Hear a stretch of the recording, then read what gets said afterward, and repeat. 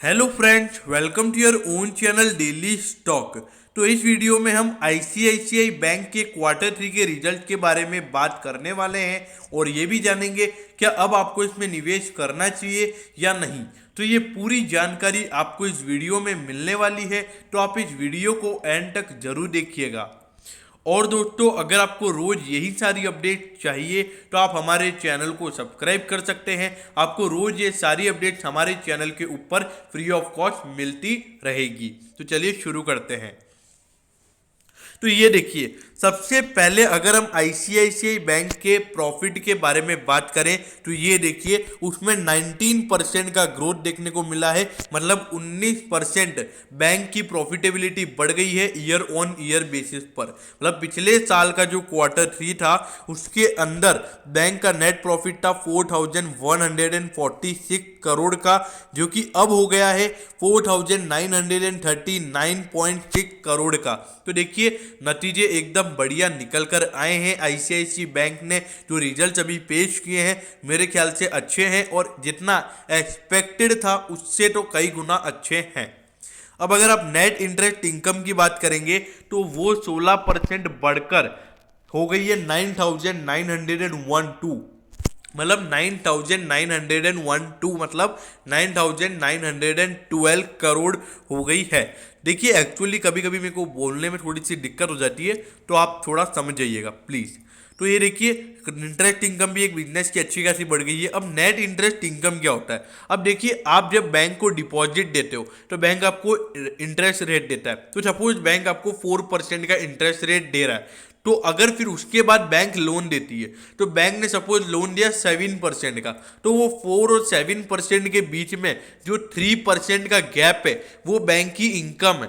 तो इसीलिए ये जितनी इनकम ये हर साल बढ़ती रहेगी उतनी बैंक की प्रॉफिटेबिलिटी आपको हर साल बढ़ती हुई नजर आएगी। अब आप ये देखिए, अगर ग्रॉस एनपीएस की बात की जाए तो 4.38% का ये रेशियो था। और अगर पिछले क्वार्टर के अगर कंपेयर करें तो ये देखिए, पिछले क्वार्टर में एनपीएस थे 5.17%, जबकि अभी ये है 4.38%।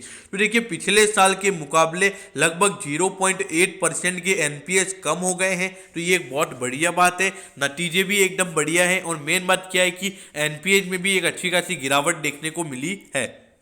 अब आप ये देखिए, नेट एनपीए रेशियो भी यहां पर 37 पॉइंट गिरकर हो गया है 0.63%। तुम देखिए, पिछली बार ये 1% था और अभी ये 0.63% हो गया है। तो देखिए, ये एक बहुत ही बढ़िया बात है। क्योंकि अब मेन बात यह है कि आप लोगों का ये सवाल होगा कि ग्रॉस एनपीए क्या होता है और नेट एनपीए क्या होता है। अब देखिए, ग्रॉस एनपीए मतलब, अब देखिए, अगर आपके पास जैसे बैंक है तो बैंक को किसी ने 200 रुपये नहीं दिए, ठीक है, और बैंक के पास प्रोविजन पड़ा हुआ है 100 रुपये का, तो बैंक का घाटा कितने का हुआ? 200 रुपये का।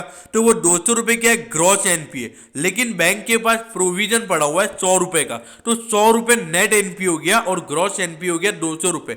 मतलब प्रोविजन को माइनस करने के बाद बैंक कितना लॉस में, मतलब कितना पैसा उसके बाद फिर से नहीं आएगा, उसे बोलते हैं नेट एनपीए। इसके अंदर प्रोविजन को हम इंक्लूड नहीं करते हैं और जो ग्रॉस एनपीए होते हैं उससे प्रोविजन को हम माइनस कर देते हैं, तो नेट एनपीए निकल कर आते हैं। अब यहाँ पर एक जो दिक्कत वाली बात मुझे यहाँ पर लगी वो ये है कि इसके प्रोविजंस में 31% का ग्रोथ देखने को मिला है और 2741.72 करोड़ का टोटल प्रोविजन अभी बना हुआ है। तो देखिए, प्रोविजन के अंदर 31% का ग्रोथ एक थोड़ी सी दिक्कत को पैदा करता है। ये रीजन ये है कि अभी भी शायद से एनपीए बढ़ सकते हैं और शायद थोड़े ज़्यादा बढ़ सकते हैं, तो इसीलिए इतना ज़्यादा प्रोविजन बनाया गया है। तो देखिए, थोड़ा सा ये प्रोविजन ज़्यादा बना है, तो ये थोड़ा सा मेरे को रिस्क फैक्टर आईसीआईसीआई बैंक पर लगता हुआ नजर आ रहा है।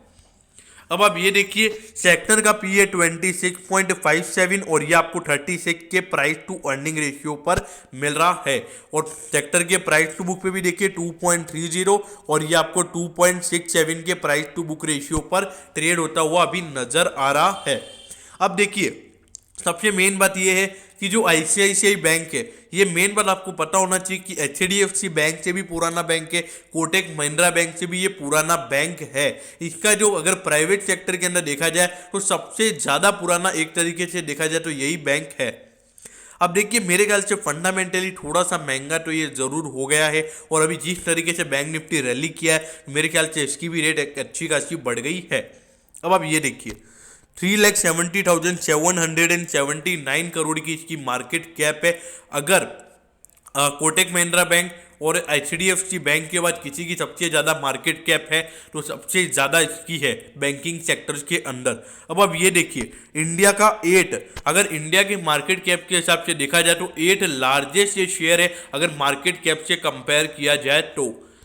अब आप ये देखिए लगातार इसके जो रेवेन्यूज है उसमें लगातार ग्रोथ देखने को मिल रहा है, और उसके बाद जो इसकी प्रॉफिटेबिलिटी है वो भी अच्छी खासी बढ़ रही है। देखिए पिछले साल ही इसको लगभग अच्छा खासा मुनाफा हुआ है, 9,000 करोड़ का इसको पिछली बार मुनाफा हुआ है, तो ये एक बहुत बढ़िया बात है।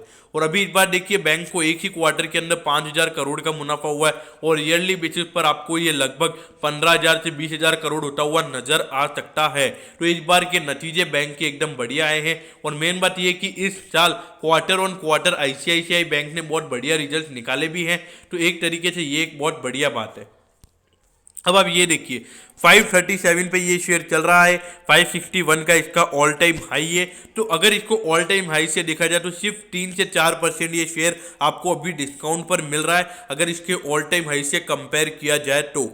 लेकिन देखिए अभी आईसीआईसीआई बैंक अभी जिस तरीके से लगातार ग्रो कर रहा है, जिस तरीके से इसका कस्टमर बेस बढ़ रहा है, और मेन बात यह है कि फॉरेक्स कार्ड के लिए भी इसका लगातार कस्टमर बेस बढ़ता जा रहा है, तो मेरे ख्याल से आईसीआईसीआई बैंक एक अच्छा बैंक है, इसमें कोई भी शक वाली बात नहीं है। लेकिन इसका जिस तरीके से अभी प्रोविजन बना है तो थोड़ा सा रिस्क फैक्टर इसमें जरूर जो मेरे को अभी नजर आ रहा है, तो ऐसा हो सकता है। तो मेरे ख्याल से आईसीआईसी बैंक में निवेश तो करना चाहिए, लेकिन कम से कम 500 रुपये के प्राइस लेवल पर आपको वेट जरूर करना चाहिए। 500 रुपये से पहले मैं आपको निवेश करने को नहीं बोलूँगा। क्यों? क्योंकि देखिए अभी फंडामेंटली थोड़ा ओवर वैल्यूड भी है, और बैंकिंग स्टॉक के अंदर अभी सबसे ज़्यादा रिस्क है। देखिए एनालिस्ट जो कि मार्केट के एक्सपर्ट्स हैं उन्होंने खुद ने ऐसा बोला है कि एनपीएस में अच्छा खासा ग्रोथ हो सकता है लगभग हर बैंक के अंदर।